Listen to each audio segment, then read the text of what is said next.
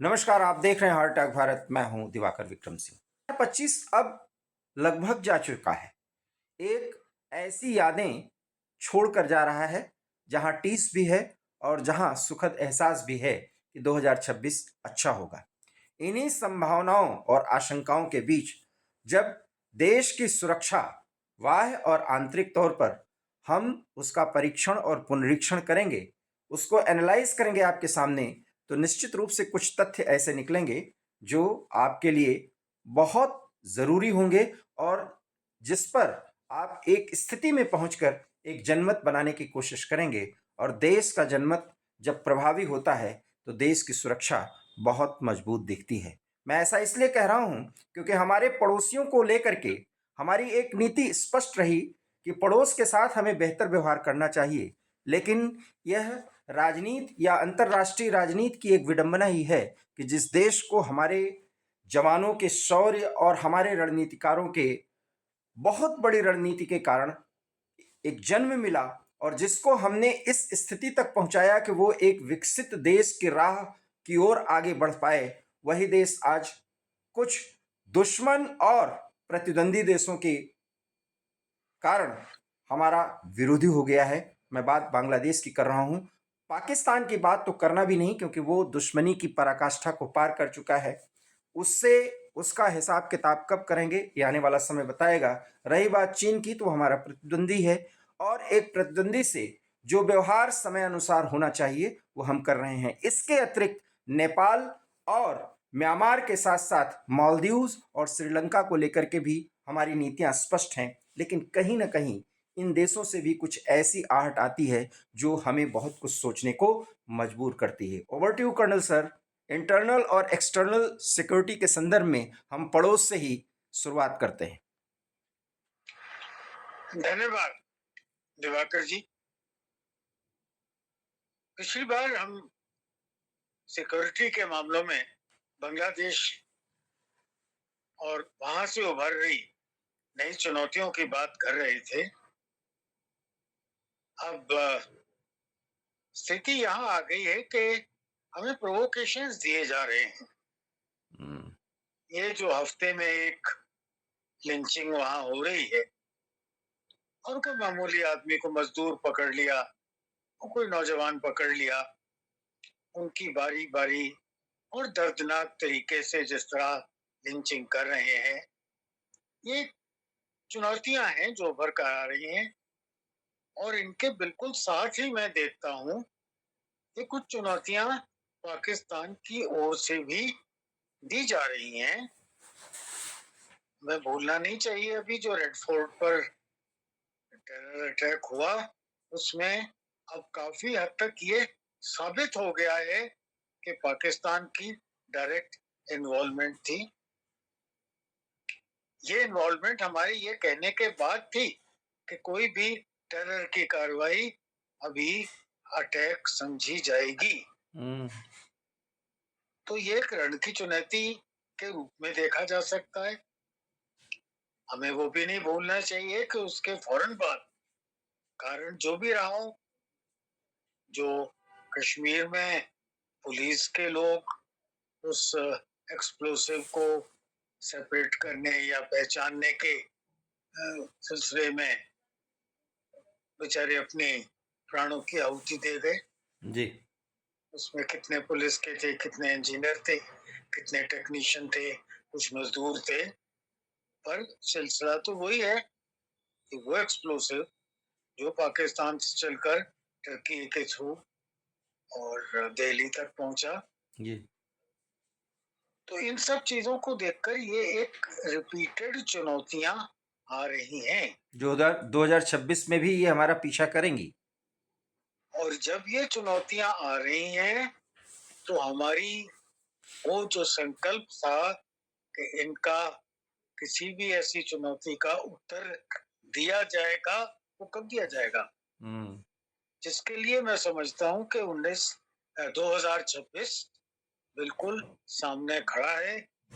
कल से शुरू हो जाएगा और शायद हम पूरा 2026 की प्रतीक्षा नहीं कर पाएंगे।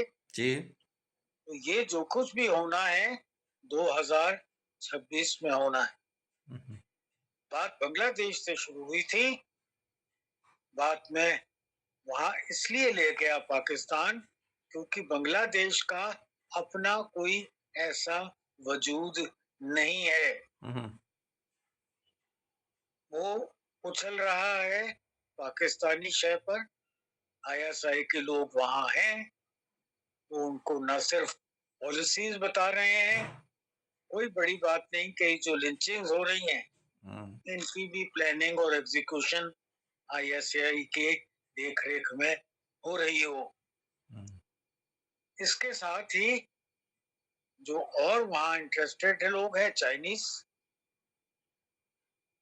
चाइना ने अपने हथियारों की कुछ हद तक ट्रायल्स पाकिस्तान में की, रिजल्ट्स अच्छे नहीं मिले।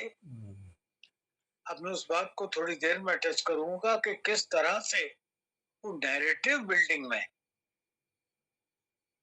हमारी जो सफलता थी और जो बड़ी निपुण मिलिट्री एक्शन था, उसको नैरेटिव बिल्डिंग में हम उतना भुना नहीं पाए। उसके पीछे दो तीन कारण हैं जो इस विषय से दूर हो जाएंगे। मैं पहले ये बात पूरी कर लूं।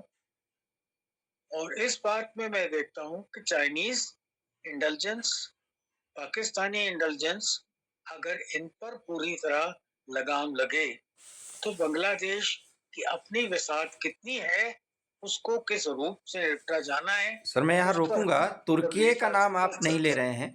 खबर जी ये है, जब मैं आपसे बात कर रहा हूँ, अभी एक खबर में पढ़ रहा था कि तुर्की कुछ सप्लाई कर रहा है arms and ammunition Bangladesh army को, जिस आर्मी के पास हमारे ओर देखने के अलावा कोई विकल्प ही नहीं है। जो भी स्थिति हो, चाहे भौगोलिक हो, चाहे वहाँ की राजनीतिक सामाजिक स्थिति हो, बांग्लादेश की आर्मी अभी भी गुड फेथ रखती है भारत के प्रति। जी, मैं उसी संदर्भ में दिवाकर जी कह रहा हूँ कि ये जो उसकी सप्लाई लाइन है, पाकिस्तान के थ्रू हो, चाइना के थ्रू हो, तुर्की के थ्रू हो या किसी और तरह, इनको एक बार काटने के बाद हम एक डायरेक्ट एक्शन किसी भी प्रकार का आवश्यक नहीं है कि वो मिलिट्री इंटरवेंशन हो, जी, बांग्लादेश पर करें तो ज्यादा कारगर होगा।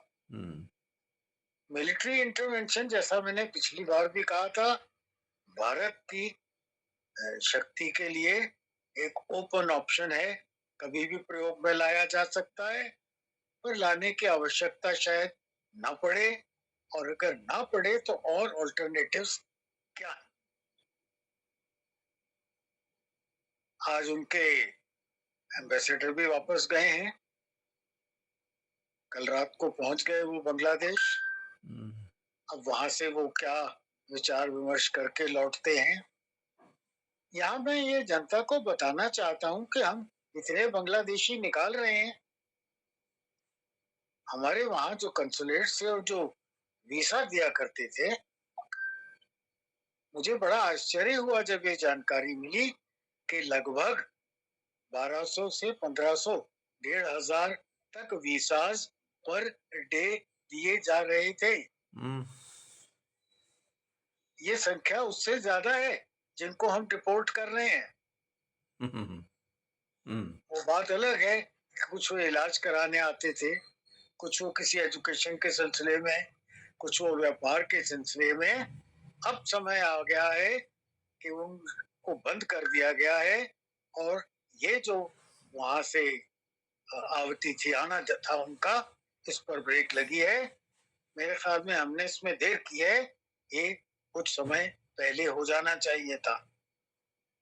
मैंने जिक्र किया था वो पानी जो बांग्लादेश में दलदल पैदा करता है, उस पानी पर रोक की आवश्यकता है, बिल्कुल उसी तरह जिस तरह हमने इंडस वाटर ट्रीटी पर रोक लगाई है। उनकी बिजली बंद करने की आवश्यकता है। उनको वो जो चावल अब भी मांग रहे हैं, लेटेस्ट भी वो हमसे चावल मांग रहे हैं, इन सब चीजों पर रोक लगाने की आवश्यकता है, और बड़ी सख्ती से रोक लगाने की आवश्यकता है।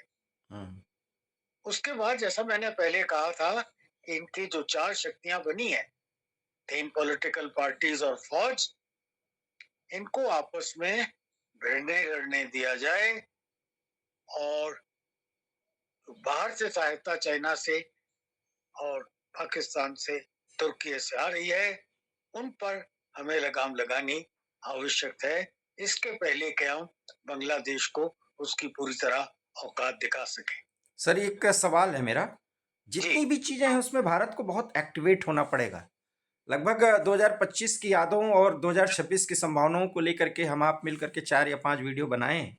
मैं हमेशा ये कह रहा हूं कि हमें एक्टिवेट जिस अंदाज में होना चाहिए वो हम अभी नहीं हो रहे, क्योंकि आप बता रहे हैं ये काटना है, बिजली काटना है, सप्लाई लाइन काटना है। ये सब तभी हम काटेंगे ना जब बांग्लादेश की वो सरकार जो भी वहां पर शासन कर रही है वो हमको सीरियसली ले, वो हम दोनों एक दूसरे के गुड फेथ में हों। उसकी तो कमी है ना दिवाकर जी, बैड फेथ की कमी है। हम लोग बैड फेथ नहीं दिखा रहे। दैट मीन्स कि हम एक्टिवेट नहीं हैं, यही तो मैं कहना चाह रहा हूं। जी जी जी हम जी हैं अब बड़े खुले तौर पर बैड फेथ दिखाने की आवश्यकता है। हम अब भी गुड फेथ में चल रहे हैं। उनका अभी भी इतनी औकात है कि हमसे कहते हैं हमें राइस दे दीजिए।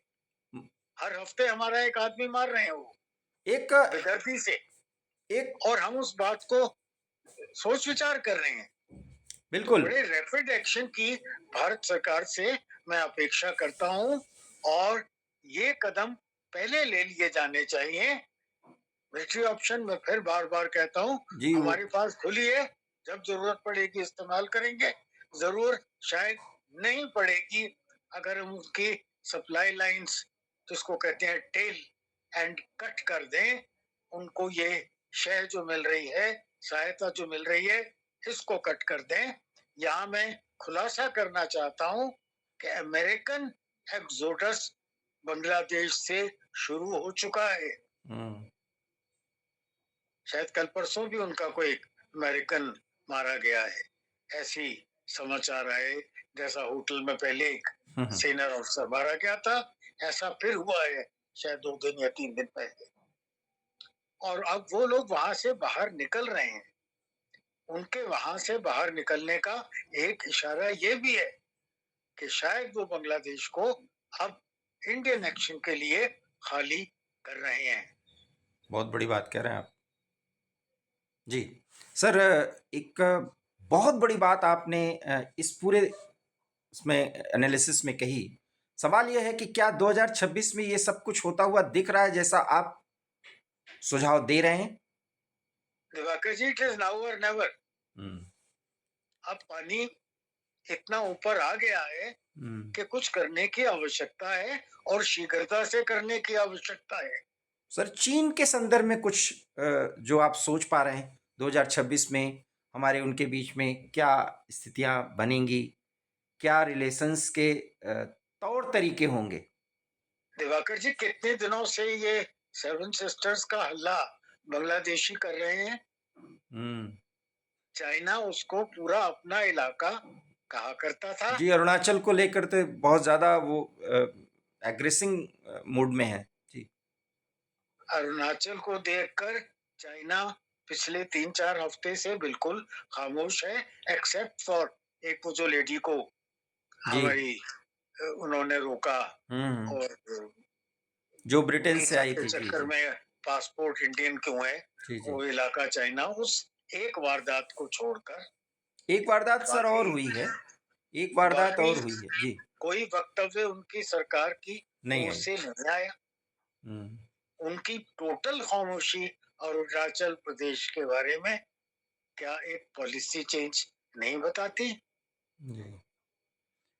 मुझे ऐसा लगता है सर, मुझे ऐसा लगता है कि ताइवान में ज़्यादा इन्वॉल्व होने के कारण और अमेरिका को बैलेंस करने के लिए रूस के ज़्यादा निकट होने के कारण भारत के साथ ज़्यादा खुरपेच करने की स्थिति में 2026 में चाइना होगा नहीं। बिल्कुल, आपने मेरे मुंह की बात ले ली। मैं यही कहने वाला था कि इसके अलावा चाइना का अब जो घेराबंदी उसने ताइवान की है, और जिस तरह के अमेरिकन रिएक्शंस ढीले हैं, पहले एकदम भड़क उठता था अमेरिका, अभी तक कोई स्ट्रॉन्ग स्टेटमेंट किसी भी अमेरिकन अथॉरिटी का इस बारे में नहीं आया। मैं समझता हूं अमेरिका के अर्धवाइल प्रभुत्व पर क्या ये एक सीधी चुनौती नहीं है? और अगर है तो ये क्या दिशा दे रही है? अमेरिकन इन्वॉल्वमेंट डायरेक्टली चाइना के अगेंस्ट अगर होती है तो ये शायद तीसरे महायुद्ध की ओर एक बड़ा सिग्नल होगा। बिल्कुल। और शायद वही कारण है कि चाइना ये इनिशिएटिव ऐसे मौके पर ले रहा है और अमेरिका ऐसे मौके पर आज तक खामोश है। आने वाला समय इस बात को और क्लियर करेगा। पर जहां तक हमारा सवाल है, मेरे ख्याल में हमारी किसी भी इंटेलिजेंस की आवश्यकता नहीं है। जैसा मैंने कहा कि ये उचित समय होगा हमारे लिए, भारत के लिए, कि पाकिस्तान को जो ऑप सिंदूर के बाद इन्होंने 2-4 हमारे प्रोवोकेशंस फेंके हैं, उनका उत्तर भी दे दिया जाए और उसके साथ ही बांग्लादेश को समझा दिया जाए कि तो जिस हवा में कूद रहा है उस हवा में ज्यादा दम नहीं है। रही बात नेपाल और श्रीलंका, साथ ही साथ मालदीव, कुछ हद तक म्यांमार, मालदीव तो मेरे ख्याल अपने ठिकाने पर पहुंच गया है। जी, यहाँ और तक कि जो श्रीलंका भी हमारे पहुंच अब चुका है। अब हमारे पोर्ट जो हिंद महासागर में 2 बन रहे हैं, 70-80% काम हो गया है। मेरे ख्याल वो पोर्ट बन जाने के बाद मालदीव का चैप्टर ऑल टाइम्स के लिए बंद हो जाएगा। चाइना को भी एक चुनौती हो जाएगी। राइट। अब हिंद महासागर में आकर वो अपने टोही जहाज उस आजादी से खड़े कर वो पिकनिक नहीं मना सकेंगे। रही बात श्रीलंका और नेपाल की सर, तो श्रीलंका भी भारत के साथ अगर आगे नहीं बढ़ेगा तो मुश्किलें आ जाएंगी।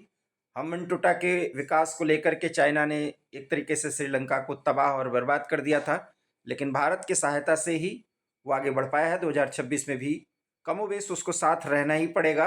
और रही बात नेपाल की, तो नेपाल में भी लिपुलेख, लिम्पियाधुरा और काला पानी को लेकर के जो विवाद है, और अपने 100 रुपये के नोट में जिस तरीके से वहाँ पर लिम्पियाधुरा, काला पानी को नेपाल ने अपना बताया, जबकि वो हिमाचल, माफ़ करिएगा, उत्तराखंड का हमारा क्षेत्र है। तो इसको लेकर के थोड़ी बहुत हमारे बीच मतभेद हैं, लेकिन चूंकि वहाँ भी जंजीज के कारण एक मिलीजुली सरकार है। मार्च में इलेक्शन होगा और वो इलेक्शन बेहतर तरीके से होगा, और वहाँ के जंजीज भारत के साथ अच्छा संबंध रखना चाहते हैं, जो भी उनके नेता हैं। ऐसे में लगता है कि 2026 में नेपाल के साथ हमारे बेहतर संबंध शुरू हो सकते हैं। कुछ कहना है सर आपको? मैं आपसे सहमत हूँ। मेरा ख्याल एक न्यूट्रलिटी सी जी स्टेटस को बना रहेगा नेपाल और श्रीलंका के साथ। अगर कोई ज्यादा घनिष्ठता नहीं आई तो कम से कम कोई भी विरोधाभास की मैं आशा नहीं करता। कुल मिलाकर के देश की वाह और आंतरिक सुरक्षा के संदर्भ में भी कर्नल सर बराबर बोलते रहे हैं, लेकिन हम अगले वीडियो में देश के तीनों सेनाओं की तैयारी और 2026 की संभावनाओं, उस पर हम बनाएंगे। और उसके बाद एक अंतर्राष्ट्रीय स्तर पर क्या कुछ रिकर्षण होने जा रहे हैं, जो कुछ भी यूक्रेन, रूस, अमेरिका और यूरोप को लेकर के हम 3 वीडियो बनाएंगे। लेकिन सर मैं दूसरे वीडियो में उस बात को करूंगा, क्योंकि वीडियो बहुत लंबा हो रहा है। ये बहुत ही अच्छी स्थिति में इस समय देश जा सकता है, लेकिन हमें प्रोएक्टिव होना होगा। कर्नल सर ये कहना चाह रहे हैं। हम इसी के जस्ट बाद एक अगला वीडियो बनाएंगे, तीनों सेनाओं की हमारी तैयारी और 2026 में क्या संभावनाएं दिखती हैं, इस पर। हमारा ये वीडियो आपको कैसा लगा, प्लीज इसे लाइक कीजिए, शेयर कीजिए। हमारे चैनल हार्ट टॉक भारत को अगर आपने सब्सक्राइब नहीं किया है तो प्लीज इसे सब्सक्राइब कर लीजिए। बहुत बहुत धन्यवाद। नमस्कार। धन्यवाद दिवाकर जी।